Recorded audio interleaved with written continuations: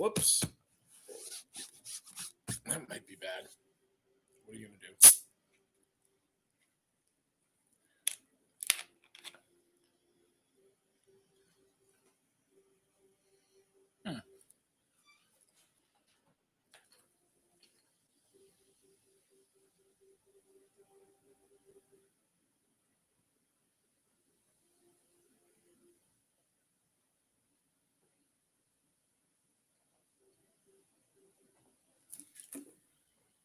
Well, good evening, everybody. I hope everybody's doing good.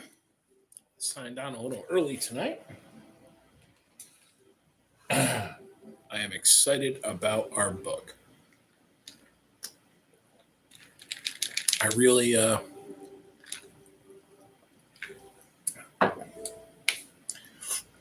I've been thinking about it a lot. And I think that's one of the cool things about when you know you have a good book, when you really think about the book, like what's coming next? What are we going to get into next? And I was talking to Miss D today about, here comes Stella.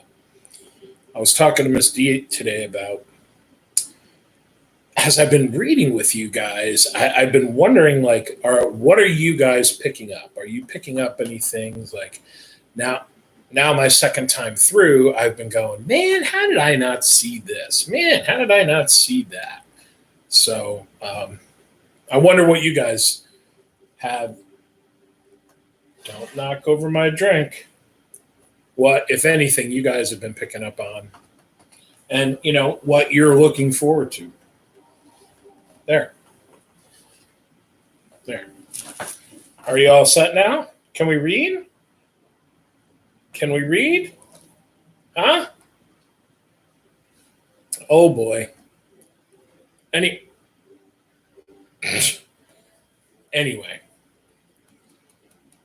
Let's get to it. It's 9:00. You are shedding like crazy. She's liking that heat. I don't know. I hope you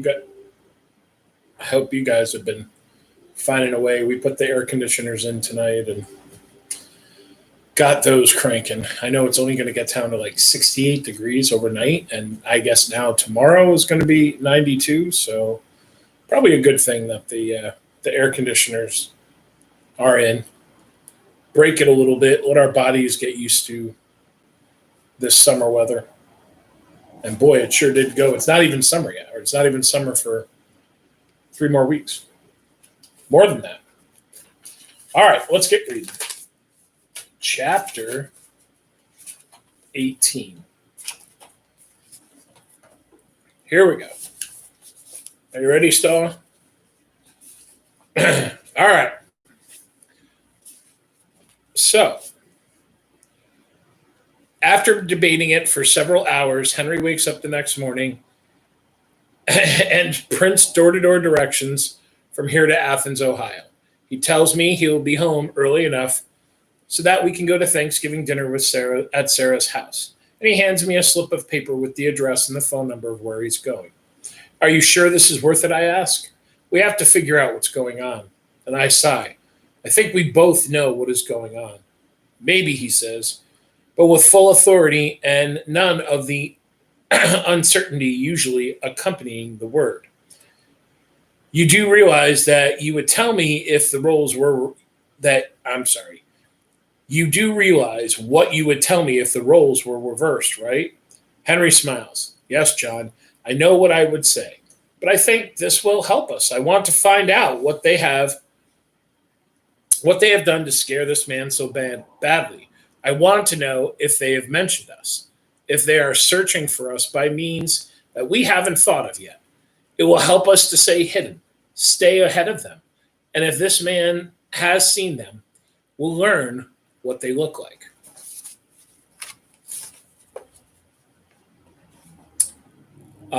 We already know what they look like. We knew what they looked like when they attacked over 10 years ago.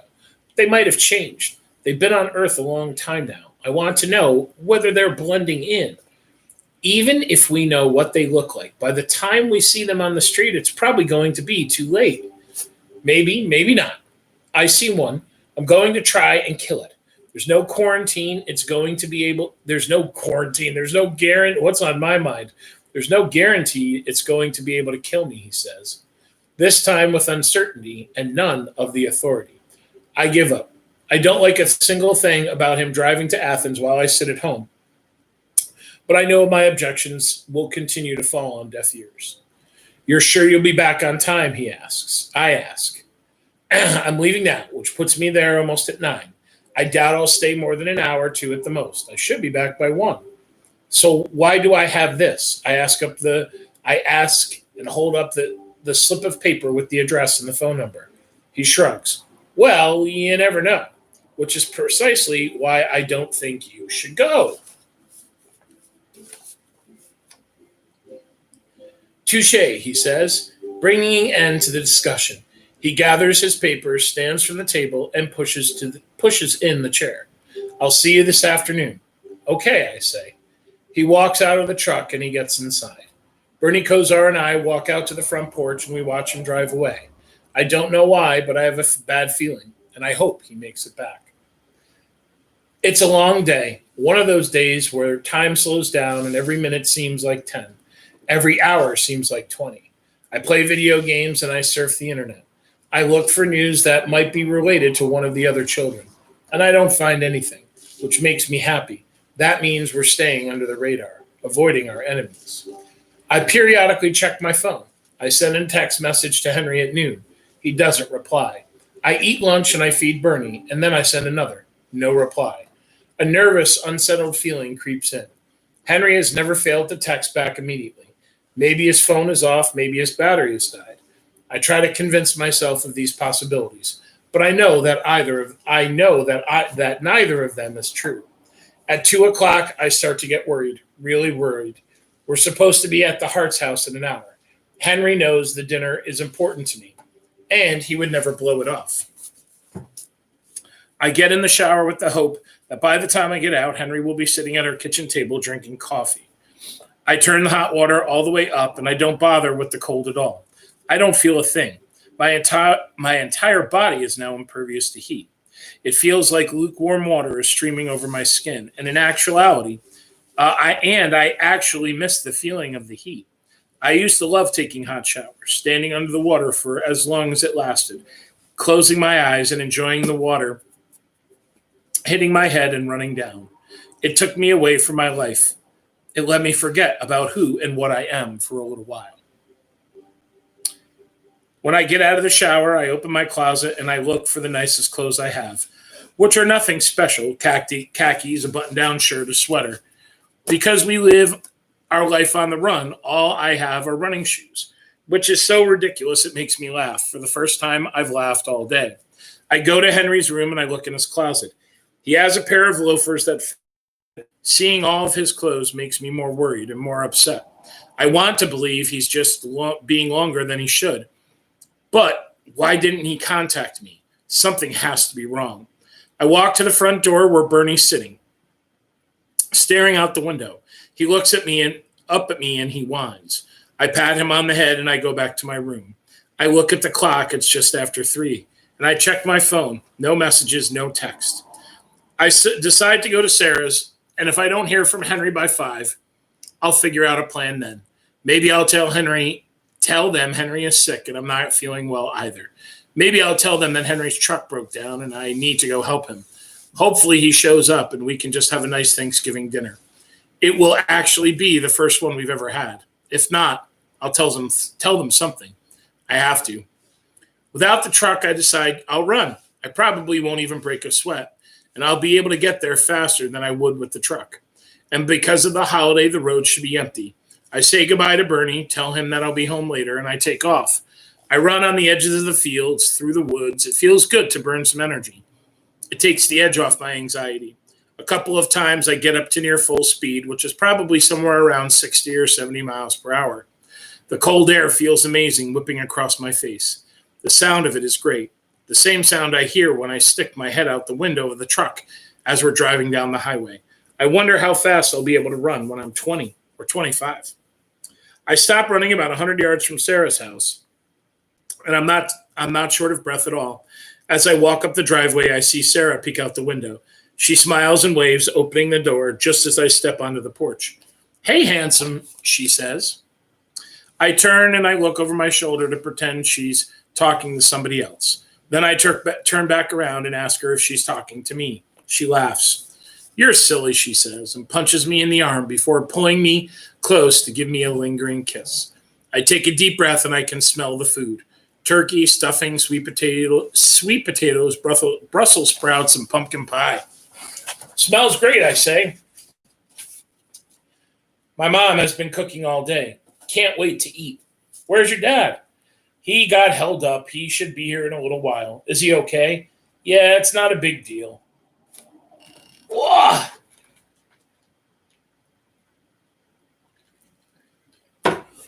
We go inside and she takes me on a tour. It's a great house. A classic family home with bedrooms on the second floor, an attic where one of her brothers has a room, and all of the other living spaces: living room, dining room, kitchen, family room. On the first floor, when we get to her room, on the first floor. When we get to her room, she closes the door and she kisses me. I'm surprised, but I'm thrilled. "I've been looking forward to that all day," she says softly, and she pulls away. As she walks towards the door, I pull her back to me and I kiss her again. "And I'm looking forward to kissing you again later," I whisper. She smiles and punches me on the arm again. We head back downstairs and she takes me to the family room, where her two older brothers, home from college for the weekend, are watching football with her father. And I sit with them while Sarah goes to the kitchen to help her mother and her younger sister with dinner. I've never been that into football, I guess because of the way Henri and I have lived. I've never really gotten into anything outside of our lives. Excuse me. My concerns were always just trying to fit into wherever we were, then getting ready to go somewhere else. Her brothers and her father all played football in high school. They loved it. And in today's game, one of the brothers said one of her brothers and her father like one of the teams, while her other brother likes the other team. They argue with each other, they taunt each other, they cheer, groan, depending on what's happening in the game. They've clearly been doing this for years, probably for their entire lives, and they're clearly having a great time. It makes me wish Henri and I had something besides my training and our endless running and hiding that we were both into and that we could enjoy with each other. It makes me wish I had a real father and brothers to hang out with. At halftime, Sarah's mother calls us in to dinner. I check my phone and still nothing. Before we sit down, I go to the bathroom and I try to call Henri, and it goes straight to voicemail. It's almost 5:00, and I start to panic. I come back to the table where everyone is sitting, and the table looks amazing. There are flowers in the center with placemats and table settings meticulously placed in front of each of the chairs. Serving dishes of food are spread out around the inside of the table, with the turkey sitting in front of Mrs. Hart's place. Just after I sit down, Mr. Hart's place. Just after I sit down, Mrs. Hart comes into the room.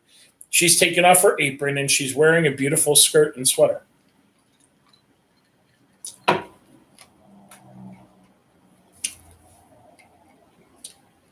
Swallowed a piece of ice. "Have you heard from your dad?" she says. "I just tried calling him. He's running around and he asked us not to wait. He's very sorry for the inconvenience," I say. Mr. Hart starts carving the turkey, and Sarah smiles at me from across the table, which makes me feel better for about a half second. The food starts being passed, and I take a small portion of everything. I don't think I'm going to be able to eat very much. I keep my phone out and on my lap, and I have it set to vibrate if a call or text comes through, which each passing second, however, I don't believe anything is going to come through. Or that I will ever hear from Henri. Oh, excuse me, I'm sorry, guys. Or that I will ever hear from Henri again.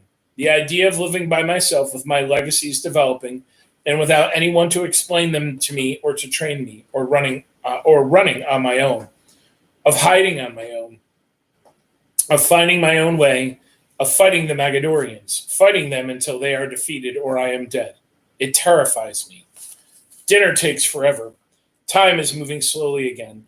Sarah's whole family peppers me with questions. I've never been in this situation, excuse me, where I've been asked so many things by so many people in such a short period of time. They ask me about my past, the places I've lived, about Henry, about my mother, who, I say as I always do, died when I was very young. It's the only answer I give, it's the only answer that I give that has even the smallest sliver of truth. I have no idea if my answers even make sense. The phone on my leg feels like it weighs 1,000 pounds. It doesn't vibrate. It just sits there.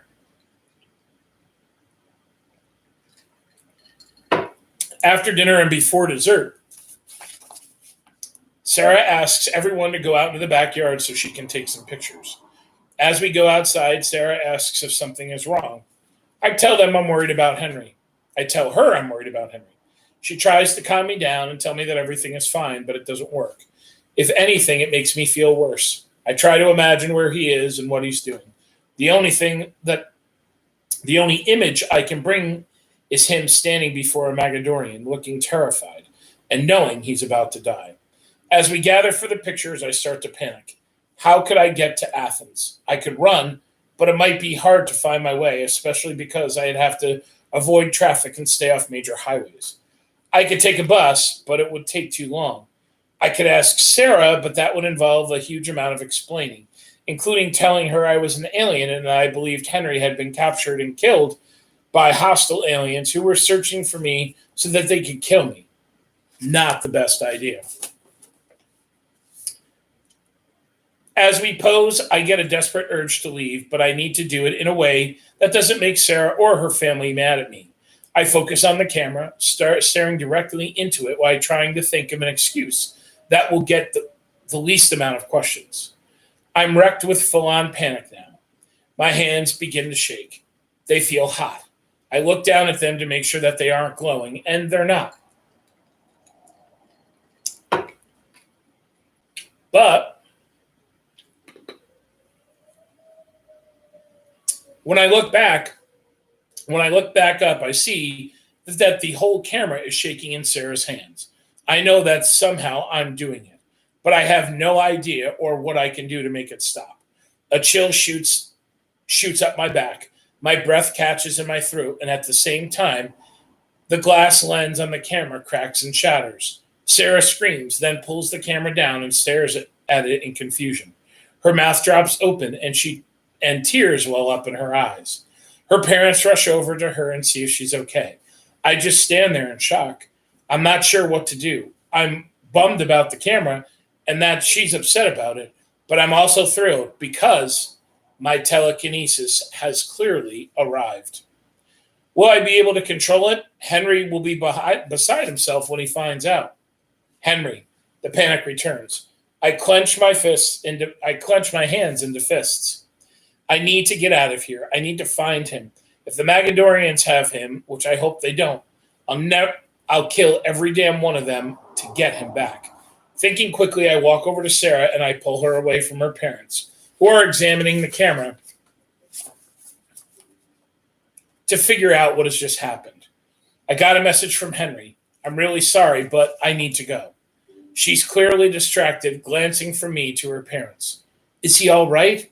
Yes, but I have to go. He needs me. She nods and we kiss gently. I hope it's not for the last time. I thank her parents and her brothers and sisters. I leave before they can ask too many questions, and I walk through the house. And as soon as I'm out the front door, I start running. I take the same route home that I took to get to Sarah's house earlier. I stay off the main roads and I run through trees. I'm back in a few minutes. I hear Bernie Kosar scratching at the door as I sprint up the driveway. He's clearly anxious, as though he also sensing something amiss. I go straight to my room. I retrieve my bag, the piece of paper containing the phone number and the address Henry gave me before leaving. I dial the number and a recording comes on. I'm sorry, the number you've tried to reach has been disconnected or is no longer in service.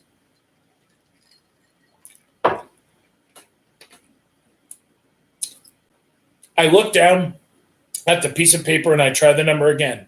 The same recording. Shit, I yell. I kick a chair and it sails across the kitchen and into the living room. I walk into my room and I walk out. I walk back in again. I stare in the mirror. My eyes are red. Tears have surfaced, but none are falling. My hands are shaking. Anger and rage and a terrible fear that Henri is dead consume me. I squeeze my eyes shut and I squeeze all the rage into the pit of my stomach. In a sudden burst, I scream and open my eyes and thrust my hands forward towards the window. Towards the mirror, and the glass shatters, though I'm 10 feet away. I stand looking at it. Most of the mirror is still attached to the wall. What happened at Sarah's was no fluke. I look at the shards on the floor, and I reach a hand out and in front of me while concentrating at one particular shard. I try to move it. My breathing is controlled, but all the fear and anger remain with me. Fear is too simple a word. Terror. That is what I feel. The shard doesn't move at first, but then, about 15 seconds, it begins to shake. Slowly at first, then rapidly. And then I remember. Henri said it's usually emotions that trigger legacies. Surely that is what's happening now. I strain to lift the shard. Beads of sweat stand out on my forehead. I concentrate with everything that I have and everything that I am, despite all that is going on. It's a struggle to breathe. Ever so slowly, the shard begins to rise, 1 inch, 2 inches. It is a foot above the floor, continuing up. My right arm extended and moving it until the shard of glass is at eye level. I hold it there. If only Henri could see this, I think. And in a flash, through the excitement of my newly discovered happiness, panic and fear return. I look at the shard. It's at the way it's reflecting the wood-paneled wall, looking old and brittle in the glass. Wood, old and brittle. And then my eyes snap open wider than they had ever before in all my life. The chest! Henri had said it. Only the two of us can open it together unless I die. Then you can open it yourself. I drop the shard and I sprint from my bedroom into Henri's. The chest is on the floor beside his bed. I snatch it, run to the kitchen, and I throw it on the table. The lock in the shape of the Loric emblem is looking me in the face. I sit at the table and stare at the lock. My lip is quivering. I try to slow my breathing, but it's useless. My chest is heaving as though I just finished a 10-mile sprint.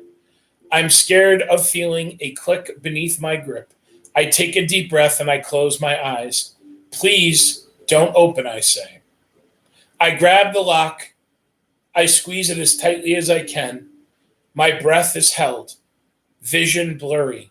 The muscles in my forearm flexed and straining, waiting for the click. Holding the lock and waiting for the click. Only there is no click. I let go and I slouch in the chair and I hold my head in my hands. A small glimmer of hope. I run my hands through my hair and stand. On the counter 5 feet away is a dirty spoon. I focus on it and I sweep my hand across my body and the spoon goes flying. Henri would be so happy. Henri, I think, where are you? Somewhere. The coppers are driving by. Somewhere and still alive too. And I'm going to come and get you. I dial Sam's number, the only friend besides Sarah I have in paradise. The only friend I've ever really had, to be honest. He answers on the second ring. Hello? I close my eyes and I pinch the bridge of my nose. I take a deep breath and the shaking has returned. If it's ever left in the first place. Hello, he says again. Sam? Hey, he says. You sound like hell. Are you okay? No, Sam, I need your help. Huh? What happened? Is there any way your mom can bring you over? She's not here. She's working a shift at the hospital because she gets paid double time on the holidays. What's going on? Things are bad, Sam, and I need your help. Another silence then. I'll get there as quickly as I can. You sure? I'll see you soon. I close my phone and I drop my head on the table. Athens, Ohio. That's where Henri is. Somehow, some way, that is where I have to go. And I need to get there fast. Chapter 19. While I wait for Sam, I walk through the house, lifting inanimate objects up in the air without touching them. An apple from the kitchen counter, a fork in the sink, a small potted plant sitting beside the front window. I can only lift the small things, and they rise in the air somewhat timidly. When I try for something heavier, a chair or a table, nothing happens. The 3 tennis balls Henri and I use for training sit in the basket on the other side of the living room. I bring one of them to me, and it crosses his line of sight. Bernie Kosar stands at attention. Then I throw it without touching it, and he sprints after it. But before he can get to it, I pull it back. Or when he does manage to get it, I pull it from his mouth, all while sitting in a chair in the living room. It keeps my mind from Henri, from the harm that may have found him, and from the guilt, the lies I have to tell Sam. It takes him 25 minutes to ride his bike the 4 miles to my house. I hear him ride up the drive. He jumps off it and he crashes to the ground while he runs through the front door without knocking, and he's out of breath. His face is streaked with sweat, and he looks around and he surveys the scene. So what's up, he asks.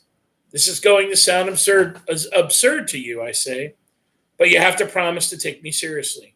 What are you talking about? What am I talking about? Talking about Henri. He has disappeared because of carelessness, the same carelessness he's always preached against. I'm talking about the fact that when you had a gun on me, I told you the truth. I am an alien. Henri and I came to Earth 10 years ago, and we are being hunted by malicious aliens. I'm talking about Henri thinking that he could somehow evade them by understanding them a little more. And now he's gone. That is what I'm talking about, Sam. Do you understand?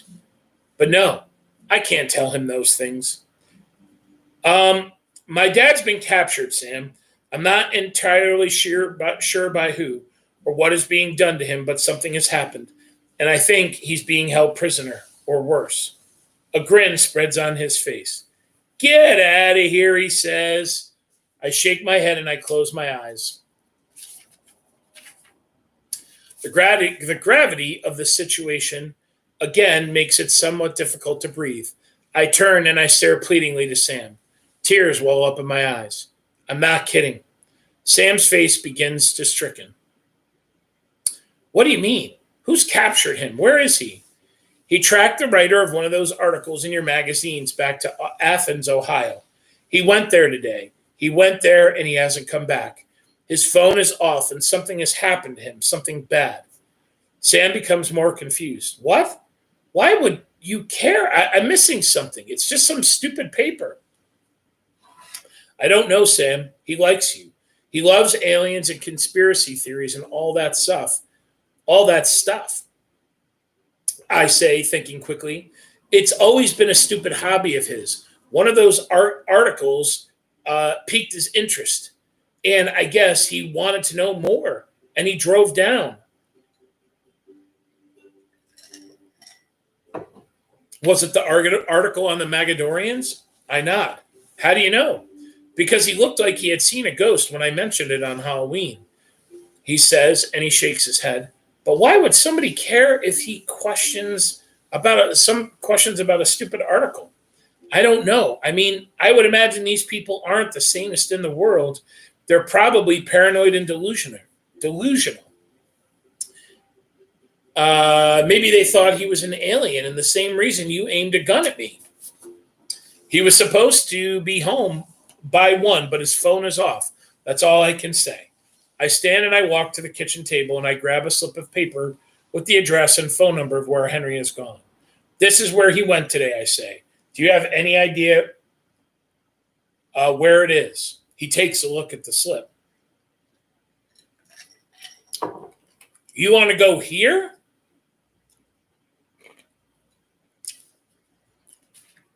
Sorry. I don't know what else to do. Why can't you just call the cops and tell them what happened? I sit on the couch thinking of the best way to respond. I wish I could tell him the truth. And the best case scenario, with the cops getting involved, would be, and Henry and I would be leaving. The worst case would be Henry being questioned, maybe fingerprinted, thrust into a sluggish paced bureaucracy, which would give the Magadorians a chance on the move. And once they find us, death is imminent. Call which cops? The ones in Paradise? What do you think they would do if I told them the truth? It would take days for them to take me seriously, and I don't have days. Sam shrugs. They might take you seriously. Besides, what if he just got held up or his phone broke? He might be on his way home now. Maybe. Oh, I got to sit up for a second. But I don't think so. Something feels off, and I have to get there as soon as possible. He was supposed to be home hours ago. Maybe he got into an accident. I shake my head. Maybe you're right, but I don't think you are. And if he's being harmed, then we're wasting time. Excuse me. Sam looks at the sheet of paper. He bites his lip, and he remains silent for 15 seconds. Well, I know vaguely how to get to Athens, and I know no idea where this address is. Once we're there, though, I can print directions from the internet. I'm not worried about that. The thing I'm worried about is transportation. I have $120 in my room, and I can pay someone to drive us, but I have no idea who to ask. There aren't exactly a whole lot of taxis in Paradise, Ohio. We could take our truck. What truck? I mean my dad's truck. We still have it. It's sitting in the garage. It hasn't been touched since he disappeared. I look at him. Are you serious? He nods. How long has it been there? Does it even run? 8 years. Why wouldn't it still run? It's nearly new when he bought it. Wait, let me get this straight. You're suggesting we drive there ourselves, me and you, 2 hours to Athens? Sam's face twists into a devious smile. That's exactly what I'm suggesting. I lean forward on the sofa, and I can't help but smile as well. You know we'll be in deep shit if we get caught, right? Neither of us has our license. Sam nods. My mom will kill me, and she'll maybe kill you too. And then there's the law. But yeah, if you really think your dad is in trouble, what other choice do we have? If the roles were reversed and it was my dad who was in trouble, I would go in a second. I look at Sam. There isn't an ounce of hesitation on his face in his suggestion that we drive illegally 2 hours away. And that's not to mention that neither of us knows how to drive and that we have no idea what to expect once getting there. And yet Sam is on board. It was his idea even.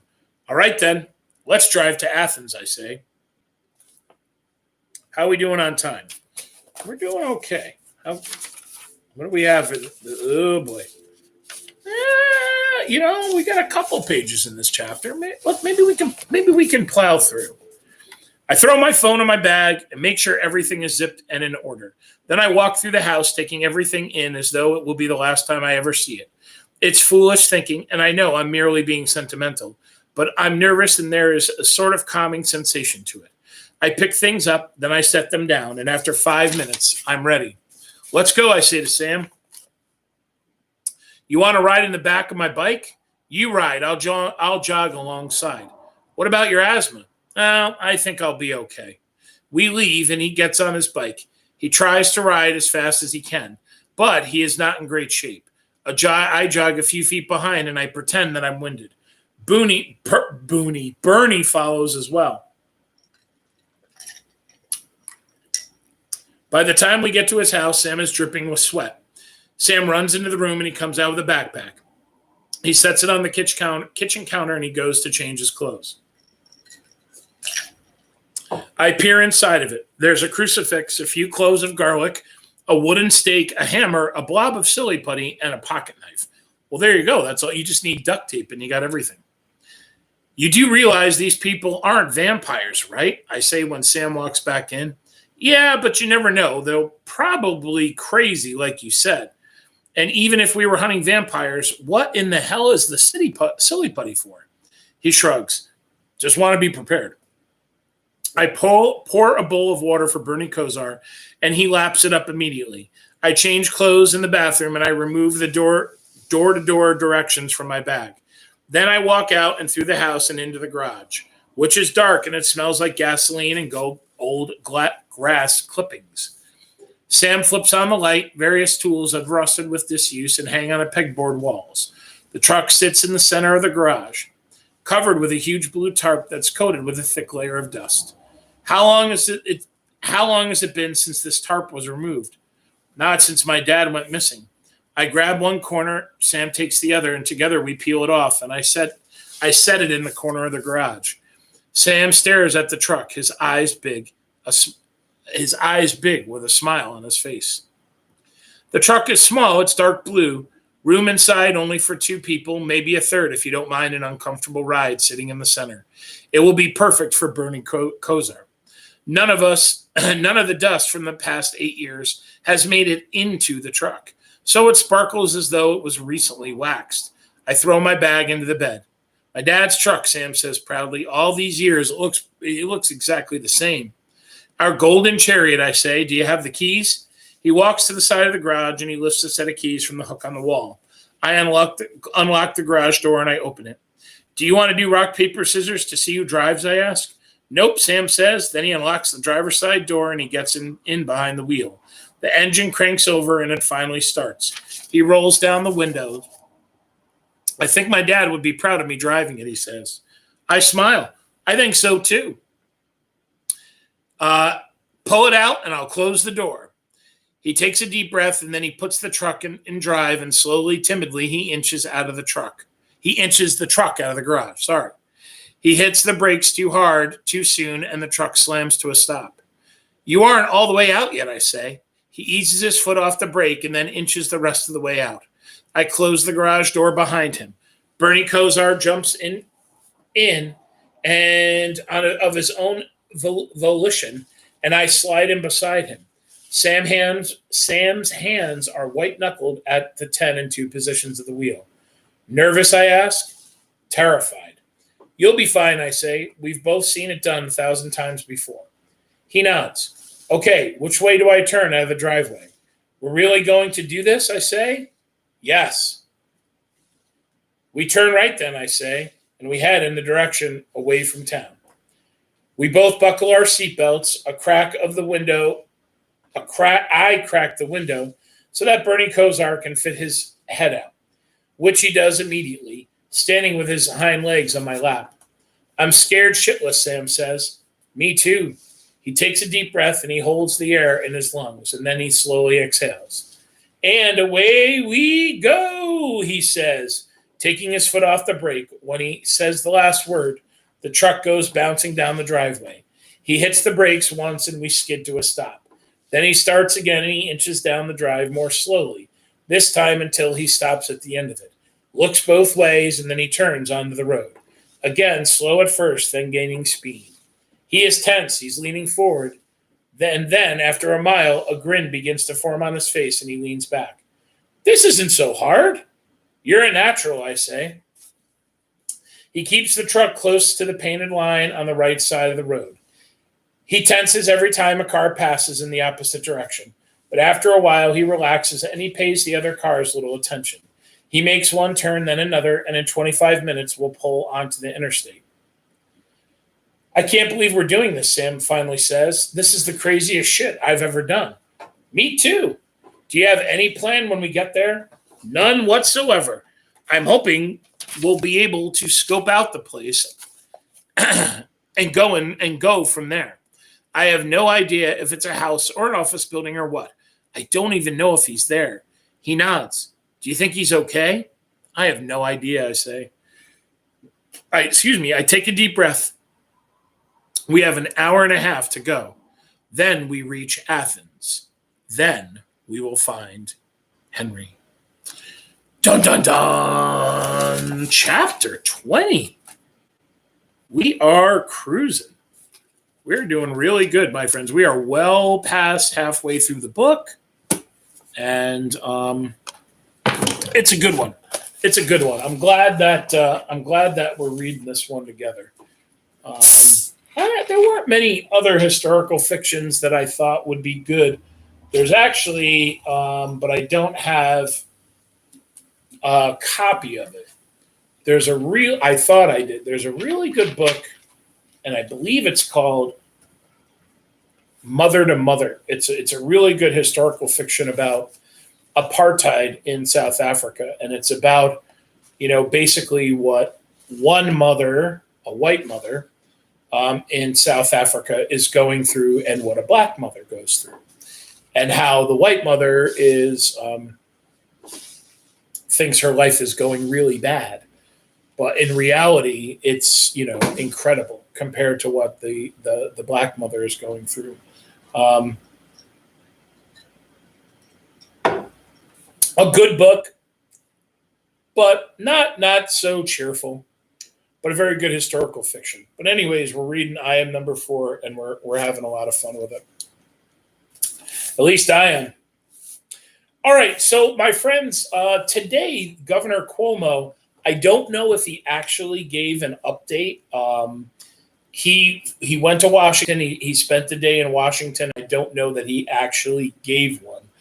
I had a very incredibly busy morning, so I did not get to turn the news on this morning. And usually I get an alert to my phone that his briefing had started. So again, I don't think he did one today. But he was interviewed. CNN interviewed him, and he did, give some statements about his meeting with President Trump. And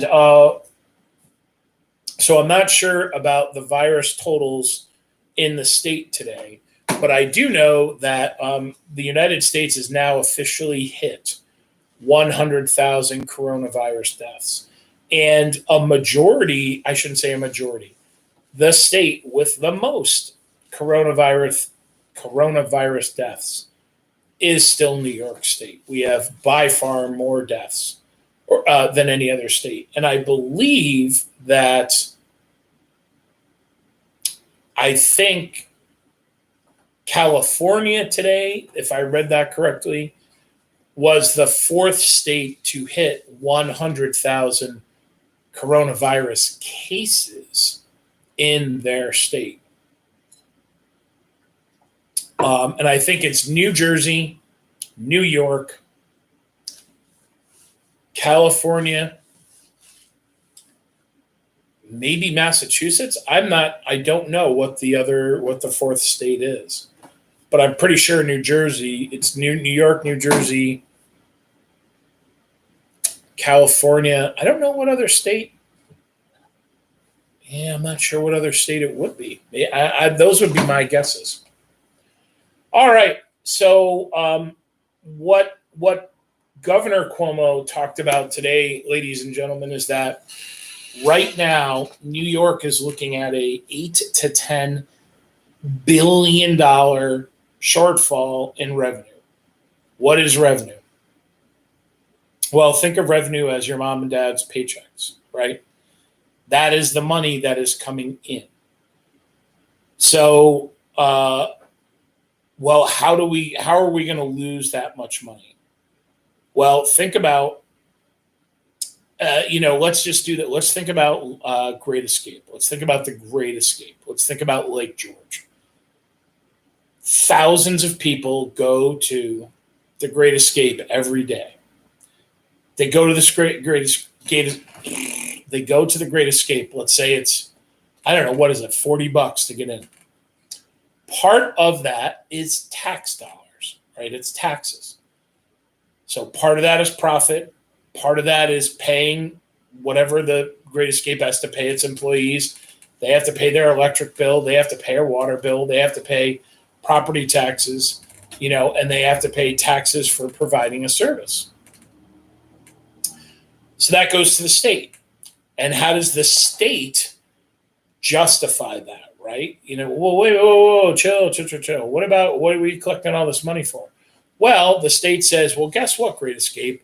We build and maintain the roads that people drive to your business with. The sewers, the water infrastructure, the traffic lights, all of these things that help people and help your park operate, the power line, whatever, we pay for that, right? The state pays for that. So you've got to kick in some tax dollars, right? And that's what we pay for. We pay our taxes for schools, roads, plowing of snow, cleaning. Oh, today, you want to hear something? This is really funny. So, I got back to the house. It must have been from my walk. And I looked outside, and there was water flowing down the street. And I thought to myself, what the heck what is going on? So I looked, and there was just, water running down like the side of the street, flowing into the sewer grate or whatever. Some of it was running past. Some was running past my house. I'm like, that's weird. I wonder if somebody's watering their lawn or what. It wasn't a lot of water.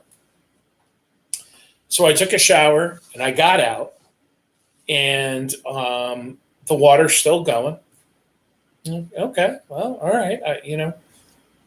What the heck is going on? So I did office hours, had some lunch, looked out front, and the water was just, it was just coming. It was just flowing.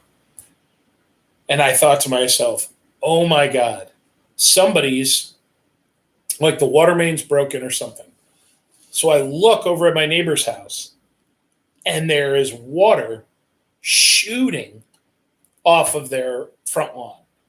And I thought, oh my God, their water main burst, and there were no cars here. And I've seen this happen before, like when I lived in Albany, the pipe cracks. Guess what? The water's got a lot of pressure. It's going to keep going. So it'll bubble up through the lawn, and it'll just start coming out. So sure enough, I throw on my shoes and I go out there, and there's a tree on their front lawn. And I just see the water like just shooting. And I said, wait a minute, what the heck is going on here? This is so weird. So I walk up, and I look down the road, and there are like it looked like National Grid trucks or something. And there's water pouring from down the road. And I'm like, well, what the heck is this? So I get up to the tree, and I look around the tree, and there's a fire hydrant. And somebody has pulled the front off the fire hydrant. And what they were doing is they were bleeding all the fire hydrant lines. And I had never been around when they had done that before. We've only lived in the house for about a year. But I've forgotten that, and that's something about like living out here in a rural area where we lived before we lived up on the mountain.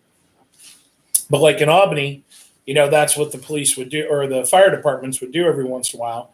They'd come around, they would crack open the fire hydrant, and they would bleed the lines so that if there were any like air pockets or anything like that, and they're just forcing all the water out. And they, I don't know, they let them run for a long time just to totally flush it out. But anyways, short story long, that's what, speaking of the police, boy, they're whipping by quite a bit tonight. That's what our tax dollars pay for, right?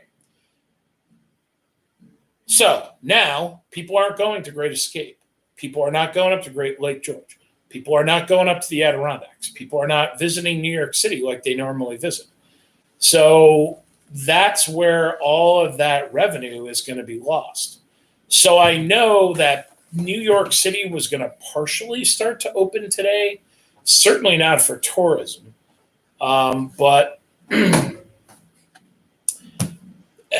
that's a lot of money to make up, guys. $8 to $10 billion. So the governor went to the president to say, listen, we need state aid. We need the federal government to pass a law that's going to give the states the money they need so that we don't have to make more cuts and or make any cuts. And unfortunately, my friends, I guess there's been good news. We're heading in a great direction.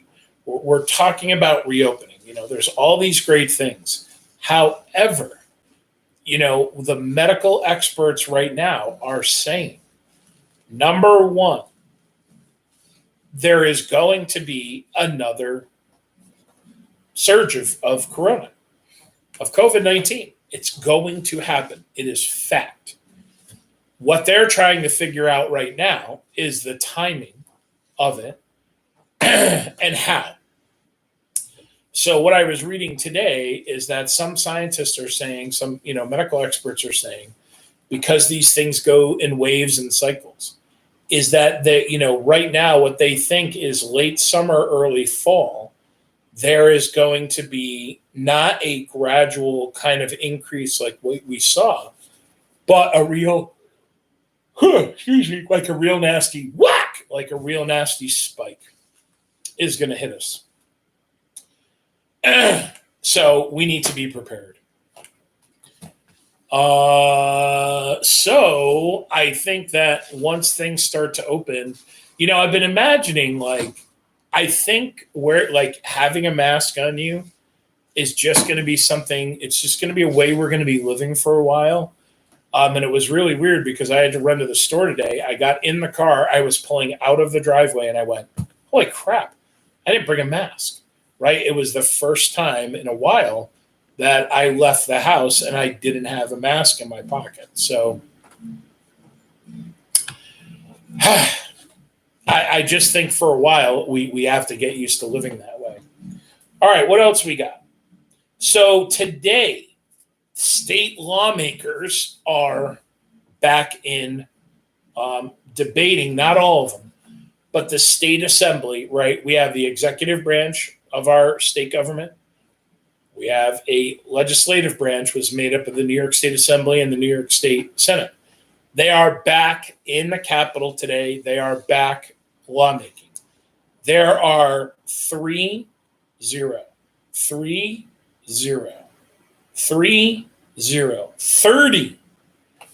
bills that are being proposed by the state government to help aid New Yorkers. 30. That's a lot of bills, my friends, right? So once the bills are debated and the bills are passed, they become law, right? The governor will sign those bills and they will become law. But holy cow, 30 bills. So typically, and I haven't looked this up yet, typically the first of the year, January 1st, to the end of June is when our lawmakers write our laws. They prepare the budget, they write our laws. Now, the governor can always pull them back into session if something comes up, right? But typically, that's when most of the lawmaking happens. So I wonder if they're going to push the executive session. I wonder if they're going to push the legislative session, meaning I wonder if they're going to say, okay, we're not going to stop June 30th. We're just going to keep going until we got done what we need to get done. 30 bills in 34 days. Holy cow, right? And how our state does it is that somebody will introduce a bill and the bill goes, kind of goes up for debate and questioning and all that kind of good stuff. And then what'll happen is every assembly person will get the bill for 3 days. So they get to look at the bill, they get to look at everything. And in that 3 days, they consider the merits of the bill. They suggest any amendments. And they also, during those 72 hours, let's remember, their job is that they are representatives. They are in the state assembly to represent us. So they get to talk to us and we get to talk to them. We get to say, hey, don't vote on that bill. That's right. Or that, yeah, you better vote on that. Or I'm going to rip your lawn signs out and I'm going to burn them. Excuse me. Pardon me. So how the heck are they going to get 30 bills done in 34 days with needing to leave time? I don't know. And I'm not saying that they couldn't think about multiple bills at once, but we'll see. Uh-oh, Stella's back. What's up? You want to talk politics? She's not been very happy with me. I'm not sure why. I think it's the weather. The weather's kind of gotten to her. Stop it. Okay, here we go. So there's more talk today about this inflammatory disease. It's up to about 180 kids that have it. Doctors think that this is serious. It's not Kawasaki disease. It is not Coxsackie disease. It is similar, but they do think that somehow it's being awakened by or somehow affected by COVID.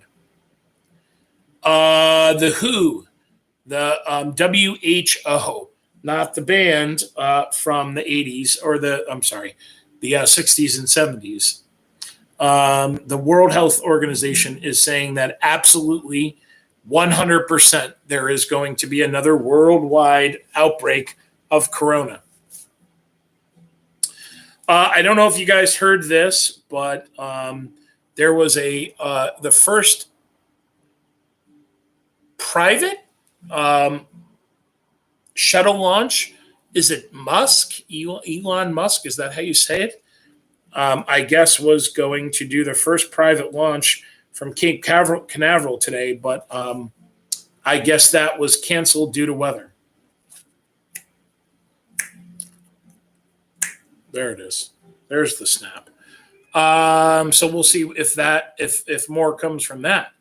So I did hear, if you are a big fan of SeaWorld and Disney World, they have officially announced that on June 11th, SeaWorld is going to reopen, and on July 11th, Disney World is going to reopen. Speaking of opening, our former superintendent, the cat just bit my leg. She's actually biting my toe. The former superintendent of Mohonason, what the heck is his name? Oliver. I don't know his first name, but his last name I believe is Oliver. He is saying that right now their plan for the 2021 school year is going to revolve around having at least the start of the year be a hybrid for students, and that older students will probably be spending more time at home learning and less time in school, and younger kids will be spending more time at school and less time at home. So, we'll see what that brings. I'm not 100% sure what we're going to do. I don't know. We are not a district like Shen. We like to compare ourselves to Shen, but being a suburban or former suburban council school, but I don't size-wise, Shen has like 900 kids in a class, a graduating class. We have 900 kids in the whole high school. So, so we'll see. We'll see what comes of that. So today they're talking about in Albany. They don't really know 100% sure if it's linked to people having some mental issues or if it's more a poverty issue or what exactly it is. That people are out of work, I should say. But crime is up quite a bit in Albany, the city of Albany. And in the last 7 days, there have been 72 shootings. 22 of those shootings involve someone being shot. So, I'm sorry, not week and a half. So in 10 days, there have been 72 shootings. 22 shootings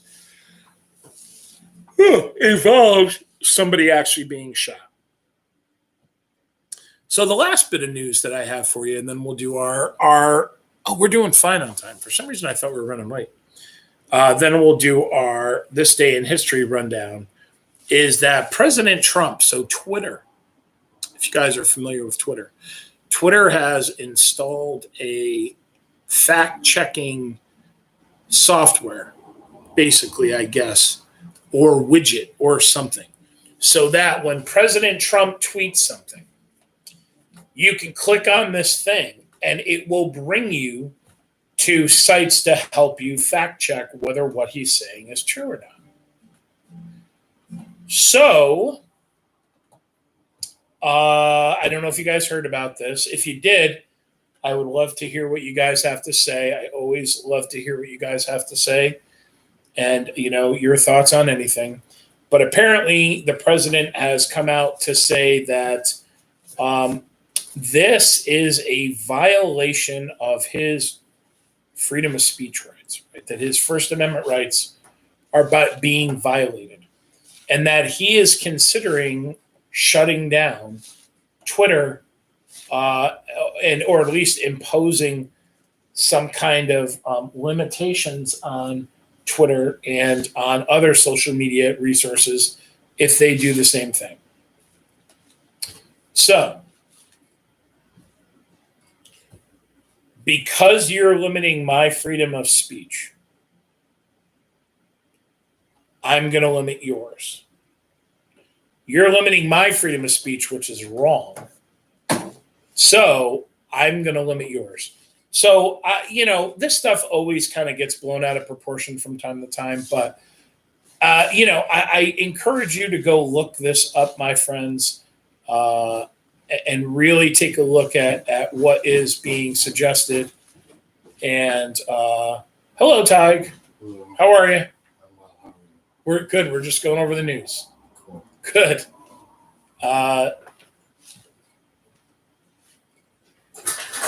Anyways, so I don't know. I don't know that installing a fact checker software is limiting speech. It's just, hey, go and check this. And if he's telling the truth and he's saying everything correctly, why is this necessarily a bad thing? So anywho, that's that. That's all I got. Go take a look at that. We shall see. All right. So this day in the news, ladies and gentlemen, this day in history. In 1895, the first film projector was patented. Right today, we don't really use film anymore. Right, everything is digital, but certainly, cameras, shooting movies, shooting selfies, shooting TikToks, all that kind of stuff is, a part of a lot of people's lives. I've stopped shooting TikToks. I've had to stop doing it. I just can't do it anymore. Taking away too much of my time. Right, Tig? See, Tig says so.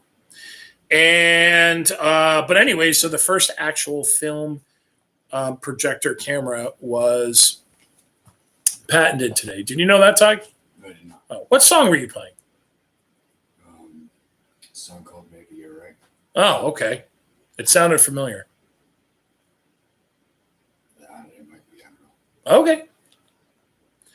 Tig, did you also know that today the Golden Gate Bridge opened? I did not. On this day in 1937, the Golden Gate Bridge opened.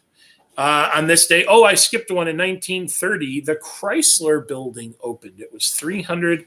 It is, because it's still there, 319 meters tall. This is one of those things that, I think, Stella, what are you doing? She is clawing the heck out of me. So much for me saying hi to you, you little brat. One of our other things in our history that I think we want to kind of forget, but we shouldn't. So we talked about quotas, right? Immigration quotas. There are times in our nation's history where we said, we need to slow down the flow of immigrants. And in 1939, on this day in 1939, there was a boat coming from Europe, the St. Louis. and it had been chartered by Jews to bring them out of Europe because they saw what was happening with the Nazi Party in Europe and the growth of the power of the Nazi Party in Germany.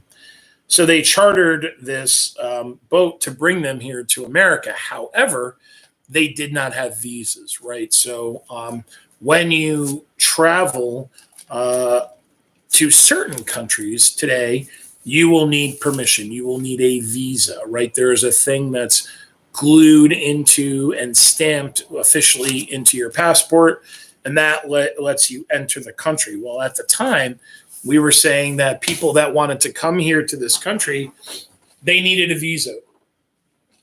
The Great Depression is still going on, right? And things are horrible. The world is months away from going, being in World War II, and we didn't want a lot. It wasn't about not letting Jews into the country. We didn't want anybody coming into the country, right? Unemployment was through the roof, and we wanted people to.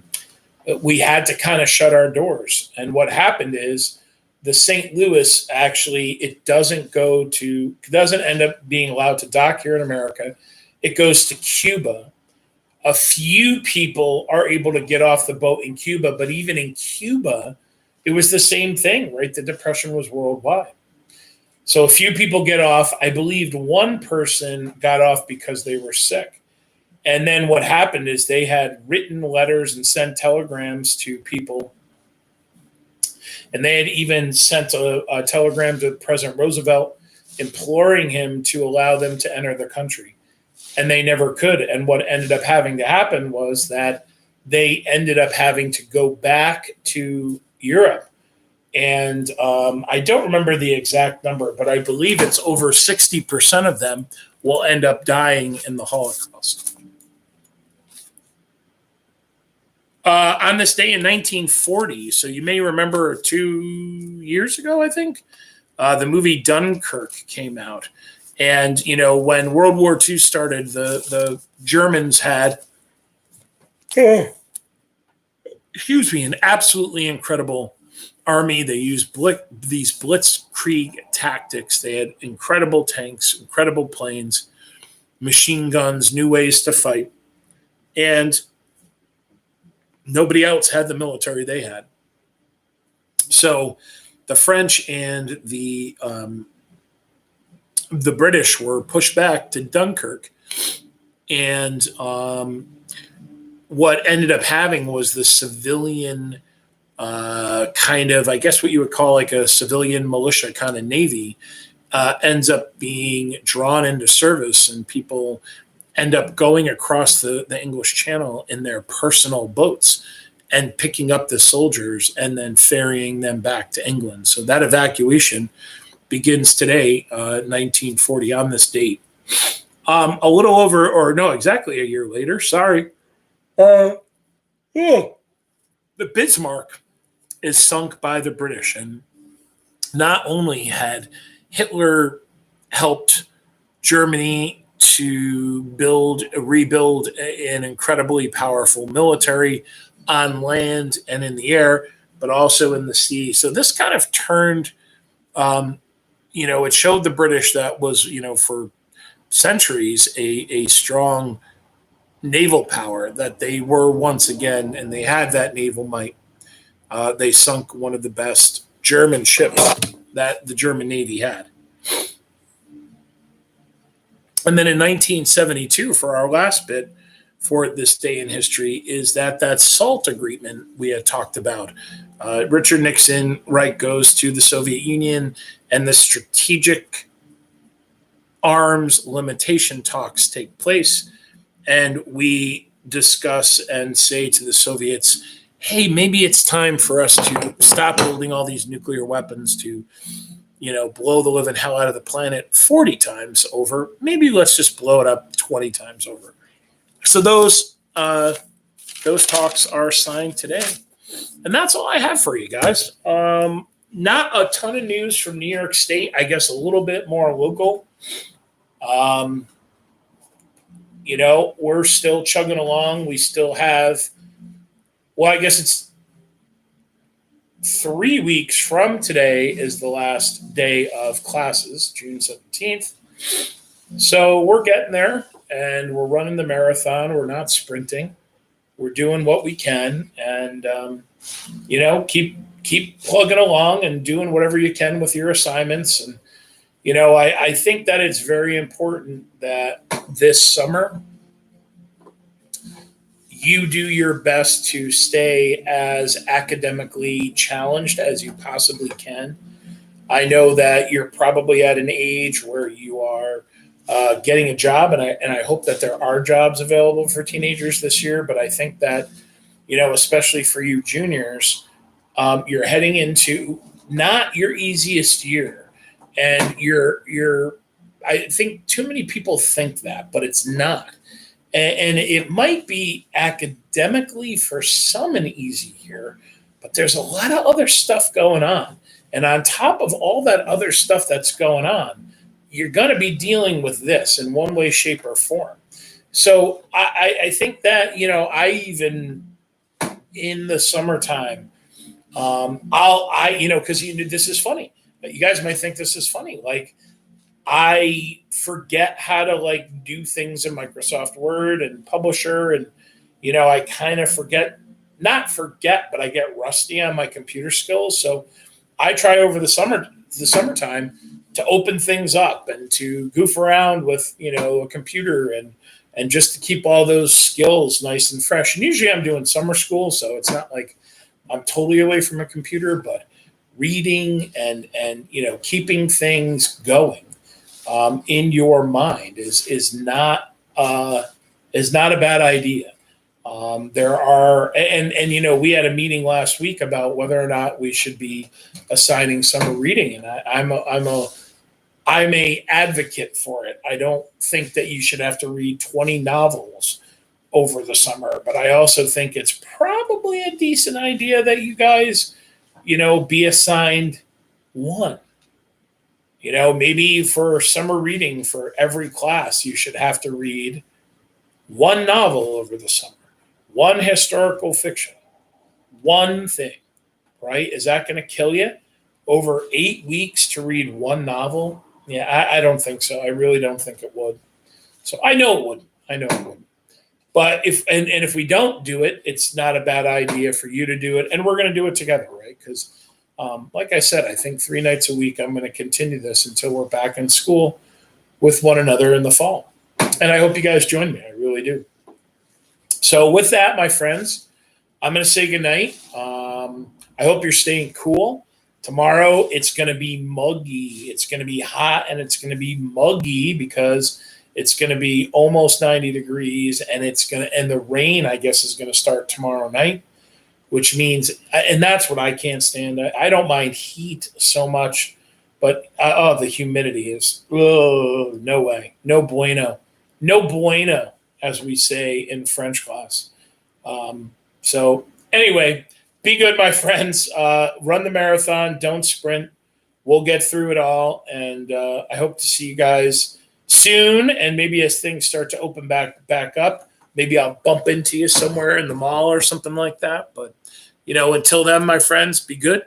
Have a good night.